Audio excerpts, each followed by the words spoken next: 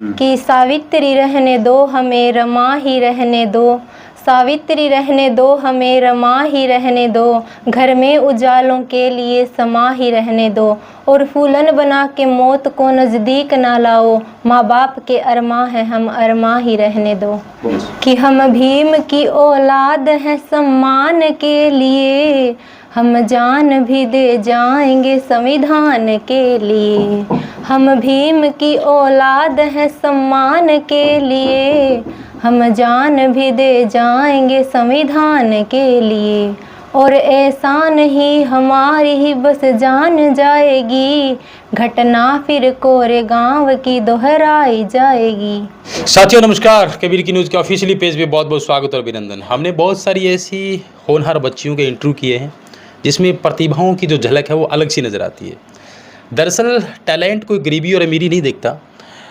बाबा साहब भीमराव अंबेडकर की जयंती पर सबसे बड़ा अगर कोई आकर्षण का केंद्र रहा तो नौर के अंदर इस बार एक सुहाना नाम की जो लड़की मेरे साथ मौजूद है, कक्षा 12 की ये छात्रा है।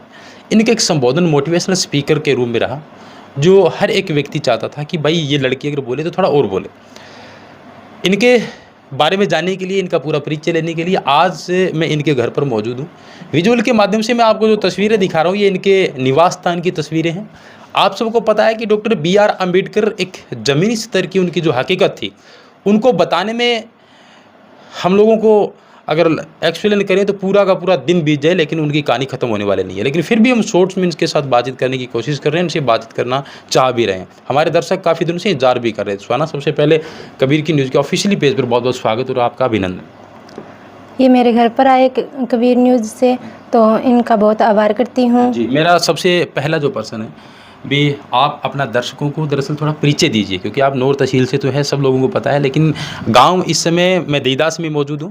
और क्या कुछ आपका परिचय है, क्या आपके पापा करते हैं, आपके घर में कोई नौकरी पेशे से भी कोई है, कौन आपको मोटिवेट किया, किन्होंने आपको प्रेरित किया कि आपको 14 अप्रैल पर संबोधन देना चाहिए? मैं सुहाना हूँ। मेरे पापा का नाम दिनेश कुमार है। वो खेत में ही काम करते हैं, दादाजी भी खेत में काम करते हैं। और मेरी प्रारंभिक शिक्षा यहीं देईदास से हुई है, संस्कृत विद्यालय से, जो 1 से 8 तक था। अब मैंने 12 कक्षा कर लिया है, अब BSTC की तैयारी कर रही हूँ।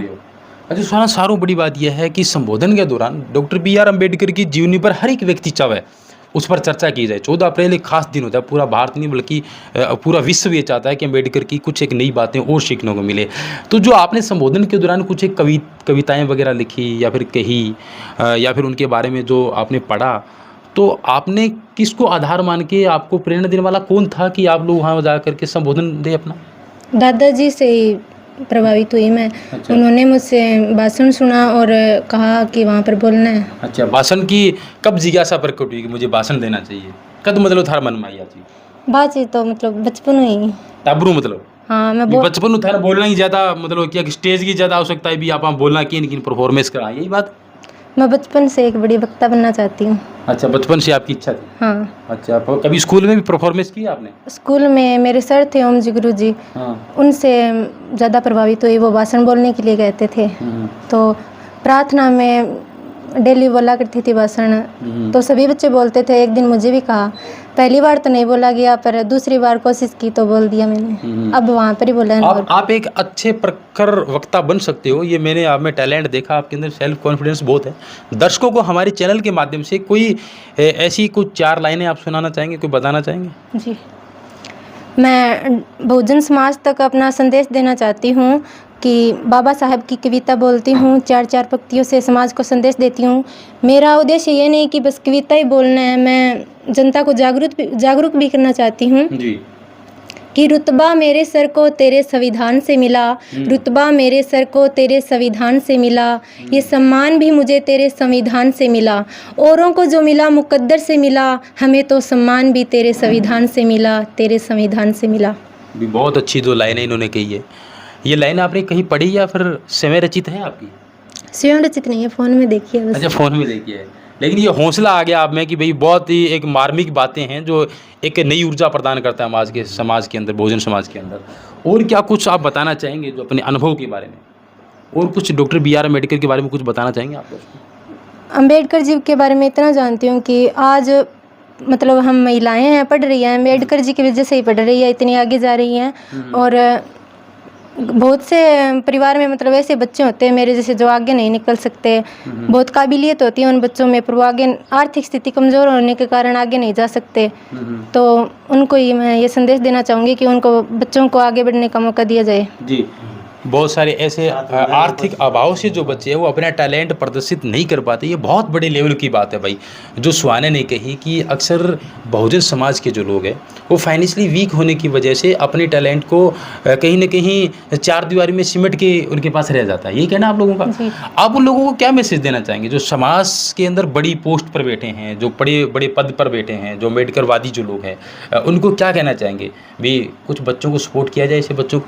हाँ बिल्कुल, मतलब आज का काम है वो युवा पीढ़ी का, तो बस सब अपने फ़ोन में बिजी रहते हैं, ऐसे वैसे खुद के लिए करते हैं और इन बच्चों को नहीं देखते, आगे बढ़ने का इनको मौका दिया जाना चाहिए। मतलब हर एक युवा जो आज बड़ी पोस्ट पर है वो मतलब थोड़ी बहुत मदद करे किसी गरीब बच्चे की, तो आगे बढ़ा जा सकता है, उनके लिए आसान रास्ता बन सकता है। हाँ, यही कहना है मेरा। उन लोगों को क्या कहना चाहेंगे जो दर्शक ये भी कहेंगे कि भी हम भी समाज सेवा में अग्रणी हैं, जो लोग निःशुल्क लाइब्रेरी भी चलाते हैं, कुछ लोग जो समाज सेवी है जो निःशुल्क कोचिंग शिक्षण संस्थाएं भी चलाते हैं, उनके बारे में कुछ कहेंगे आप लोग? अच्छा काम कर रहे हैं वो? जी बिल्कुल अच्छा कर रहे हैं। आपका क्या सपना है, क्या ड्रीम लेकर के आप लोग एजुकेशन ग्रहण कर रहे हैं? 12वीं पास कर ली, अब आगे ग्रेजुएशन करना है?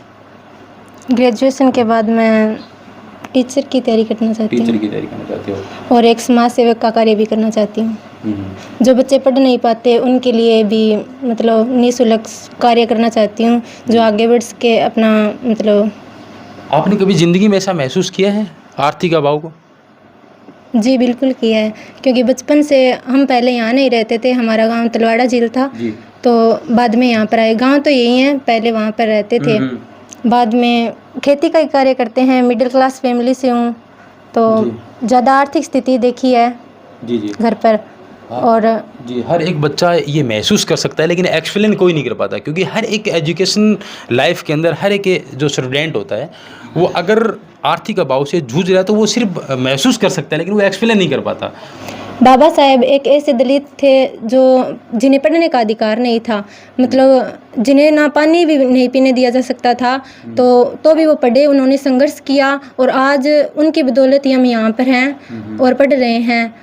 पहले उनको मतलब अधिकार नहीं था कुछ भी करने का। यानी आपका कहने का भावार्थ ये है कि भी सबके लिए उन्होंने समान अधिकार दिए? जी, आज बाबा साहब के संविधान के कारण ही, अधिकार के कारण ही हम यहाँ पर हैं और आगे बढ़ रहे हैं। जो जिनके माँ बाप अक्सर ये सोचते हैं कि बेटी 18-19 साल की उम्र होगी, उनकी शादी कर देना चाहिए, बेटी एक पराया धन है, ये सोच कभी आपके पारिवारिक रिश्तों में जो लोग आपके सपोर्ट करते हैं उनके मन में भी कभी आती है कि आपकी जल्दी शादी कर दी जाए? जी बिल्कुल, आजकल बेटियों को मतलब पढ़ाया नहीं जाता है और उनको 18-19 से में बस शादी करके भेज देती है। पर हम कई जगह देखते हैं बेटियां बहुत बड़े पद पर है, खेलने भी जा रही हैं और उनको आगे निकाला जाए। मतलब मेरी सभी माँ बाप से यही उम्मीद है कि उनको आगे निकाला जाए, इसी के लिए मैं संघर्ष करना चाहती हूँ आगे समाज में। ये आपके दादाजी हैं? जी। अच्छा, दादाजी थे भी सपोर्ट कर रहे हो पूरी बेटी? हाँ जी, बिल्कुल सही कर रहे हैं। इनके लिए करना भी चाहिए, मतलब हाँ करना भी चाहिए हमको। हाँ, देखो ऐसे है, हमने पहले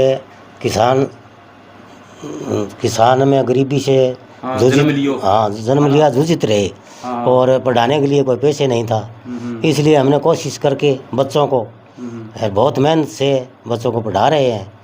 और लोगों ने खुशी यही बात की कि भी बढ़िया संबोधन भी देवे, अम्बेडकर जी के बारे में भी जाने हैं। बड़ी साहब बहुत सबसे बढ़िया खुशी हमको है, हमारी बच्चियाँ की इतना पढ़ाई में नाम रोशन भी करेगी, रोशन ले रही है, आगे ये कर रही है, तो बहुत अच्छा है। ये दादी जी के था?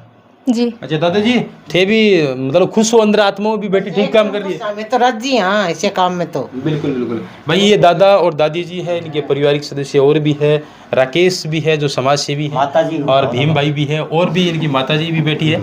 और मैं दर्शकों से एक ही बात कहना चाहूँगा, भी जो बेटी को जो पराया धन मानते हैं, इनका ये कहना है कि भाई आप लोग शिक्षा के क्षेत्र में इनकी मदद करें ताकि वो सेल्फ डिपेंड बने, इकोनॉमिकली वो लोग थोड़ा मजबूती से समाज के सामने पेश आए, ताकि आज के ज़माने में हो रहे डिवोर्स से छुटकारा पाया जा सके। दरअसल एजुकेशन सेक्टर की अगर बात की जाए तो डॉक्टर BR अम्बेडकर की कोई होड़ नहीं है, 33 डिग्रियां प्राप्त करने वाला एक दलित विद्यार्थी जो कोलंबिया यूनिवर्सिटी के जाकर के टॉप ऑफ प्लेस पे अपना नाम स्थापित करता है, वो वाकई ही एक विश्व के लिए हैरत अंगेज वाली बात थी जब कोलंबिया यूनिवर्सिटी में बाबा साहब अम्बेडकर की तुलनात्मक दृष्टि से अध्ययन किया गया कि पिछले 200 वर्षों के अंदर कोलंबिया यूनिवर्सिटी के अंदर कोई एक ऐसा स्टूडेंट जो हिंदुस्तान से निकल कर के आया और आज भी उसका जो नाम है इंटेलिजेंट की अगर बात की जाए तो सर्वश्रेष्ठ है, नंबर 1 पर है। अगर अमेरिका की जाए तो जहाँ राष्ट्रपति बैठते हैं उनके व्हाइट हाउस के जस्ट बगल में अगर किसी की तस्वीरें लगती है तो डॉक्टर बी आर अम्बेडकर की लगती है। दरअसल 14 अप्रैल एक कहानी नहीं बल्कि एक विचारणीय विषय है कि उस दिन क्या डॉक्टर बी आर अम्बेडकर ने सर्व समाज, सर्वहित और सर्वधर्म के लिए जो मौलिक अधिकार, जो अभिव्यक्ति की जो आज़ादियाँ दी है, उन पर एक विचार विमर्श पुनः करना चाहिए। सुहाना से मैंने बातचीत की। उम्मीद है सुहाना आप लोग जो वक्तव्य के माध्यम से जिन लोगों को आपने जो बातें बताई उस पर लोग सोचेंगे, समझेंगे, विचार भी करेंगे। और नेक्स्ट में जब आपका इंटरव्यू करूँ तभी आपने 12वीं पास की है और आगे जब भी आप किसी बड़े पोस्ट पर जाओ तो हम आपसे जरूर संपर्क भी रहेंगे। और आर्थिक अभाव की जहाँ तक बात आती है तो हम आपका कंधे से कंधा मिला करके हमारे चैनल के माध्यम से सपोर्ट भी करेंगे। शुक्रिया आपका बात करने के लिए। धन्यवाद। तो ये सुहाना थी। नेक्स्ट किसी अन्य टैलेंट के साथ बातचीत करते हैं। उम्मीद है कि इस चैनल पर अगर आप लोग देख रहे हैं तो वीडियो को अंत तक जरूर देखेंगे, लाइक करेंगे, कमेंट्स करेंगे, प्रतिक्रिया साझा जरूर करेंगे। धन्यवाद।